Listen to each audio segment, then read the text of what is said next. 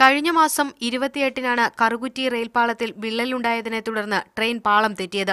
അപകടം നടന്നതിന് ശേഷം 9 ദിവസത്തിനകം റിപ്പോർട്ട് സമർപ്പിക്കണമെന്നായിരുന്നു ദക്ഷിണ റെയിൽവേ ചീഫ് എഞ്ചിനീയറുടെ നിർദ്ദേശം.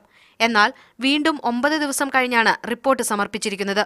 Southern railway general manager Varishtha ജോഹ്രിക്കാണ് ദക്ഷിണ മേഖല chief safety officer John Thomas അധ്യക്ഷനായ 4-അംഗ സമിതി റിപ്പോർട്ട് സമർപ്പിച്ചത്. പാളത്തിൽ അപാകതകളുണ്ടെന്നറിഞ്ഞിട്ടും പാളം മാറ്റിയിടുവാനും വേഗം കുറയ്ക്കാനും സെക്ഷൻ എഞ്ചിനീയർ നടപടി സ്വീകരിച്ചിട്ടില്ലെന്ന് റിപ്പോർട്ടിൽ പറയുന്നതായാണ് സൂചന. സംഭവത്തിൽ സസ്പെൻഷനിലായ രാജു ഫ്രാൻസിസിനെതിരെ വീണ്ടും നടപടിയുണ്ടായേക്കും. റിപ്പോർട്ട് ഈ ആഴ്ച തിരുവനന്തപുരം ഡിവിഷണൽ റെയിൽവേ മാനേജർക്ക് കൈമാറും. അതിനുശേഷമാകും നടപടിയുണ്ടാവുക. Railway chief security officer, chief rolling stock engineer, chief electrical engineer, chief track engineer എന്നിവരായിരുന്നു അന്വേഷണ സംഘത്തിലുണ്ടായിരുന്നത്. ആതിര അഗസ്റ്റിൻ, മീഡിയ 1, കൊച്ചി.